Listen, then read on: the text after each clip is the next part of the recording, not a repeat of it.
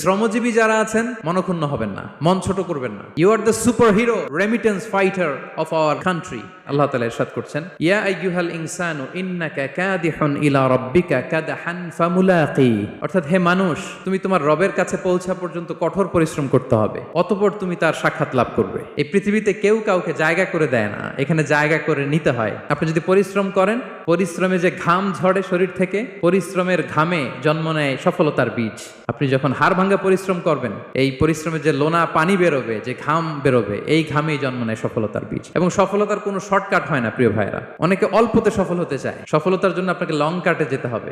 ওখানে কোনো লিফট থাকে না, সিঁড়ি বেয়ে উঠতে হয়। কাজে লজ্জা নেই, লজ্জা হচ্ছে অলসতায়, লজ্জা হচ্ছে হাত পাতায়, লজ্জা হচ্ছে অকর্মণ্যতায়, লজ্জা হচ্ছে অলসতায়। যারা কাজ না করে ফুটানি মারে, ওইটাতে লজ্জা। প্রিয় মাতৃভূমি বাংলাদেশের গভর্নমেন্টকে অনুরোধ করবো, আমাদের শ্রমজীবী ভাইদের যাতে সুবিধা হয় এই ব্যবস্থা আপনাদের করতে হবে। আমাদের শ্রমজীবী ভাইদের যেন কোনো কষ্ট না হয়, কারণ তাদের পাঠানো রেমিটেন্সে সচল থাকে আমার দেশের অর্থনীতির চাকা।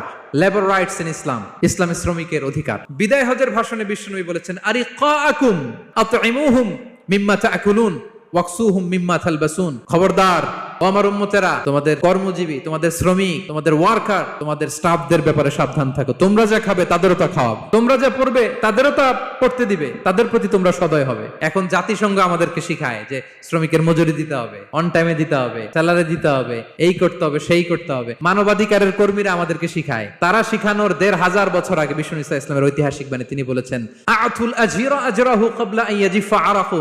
শ্রমিকের ঘাম শুকাবার আগে তার মজুরি পেমেন্ট করে দাও। যারা শ্রমিককে তার পারিশ্রমিক অন টাইমে দেয় না, স্যালারি অন টাইমে পে করে না, টালবাহানা করে, গরিমসি করে, তাদের ব্যাপারে বিষ্ণু বলেন, এক শ্রেণীর ব্যক্তি হচ্ছে রাজুলুন ইস্তাআজারা আজিরান ফাস্তাওফা মিনহু ওয়া লাম ইউতিহি আজরা। কোন ব্যক্তি যে শ্রমিক নিয়োগ দেওয়ার পরে তার কাছ থেকে কাজ বুঝিয়ে নিয়েছে কিন্তু তাকে তার প্রাপ্য বুঝিয়ে দেয়নি, বিষ্ণু বলেন তার বিরুদ্ধে আমি মামলা দায়ের করব। বিশ্বনবী যার বিরুদ্ধে মামলা দায়ের করবে তার কোনো জামিন নাই। বিশ্বনবী যার বিরুদ্ধে মামলা দায়ের করেছে তার জান্নাতে যাওয়া তো দূর কি বাত, সে জান্নাতের ঘ্রাণও তার নাকে ঢুকবে না। এজন্য খবরদার, শ্রমিককে তার শ্রম নেয়ার পরে তার পারিশ্রমিক দিয়ে দেন, তার ঘাম শুকিয়ে যাওয়ার আগে, মানে অন টাইম। তা না হলে বিশ্বনবী তার বিরুদ্ধে মামলা দায়ের করবে। এয়ারপোর্ট অথরিটিকে অনুরোধ জানাবো, আমার শ্রমজীবী ভাইদের সাথে ভালো আচরণ করুন, তাদের সাথে কোঅপারেট করুন। বিশেষ করে যতগুলো দূতাবাস আছে সারা বিশ্বে, বাংলাদেশের যে মিশনগুলো, দূতাবাসগুলো, আমার শ্রমজীবী ভাইদের যে কোনো কাজকে অগ্রাধিকার ভিত্তিতে আপনারা সার্ভিস দিন, এটা দিতেই হবে। তারা ভালো থাকলে ভালো থাকবে বাংলাদেশ।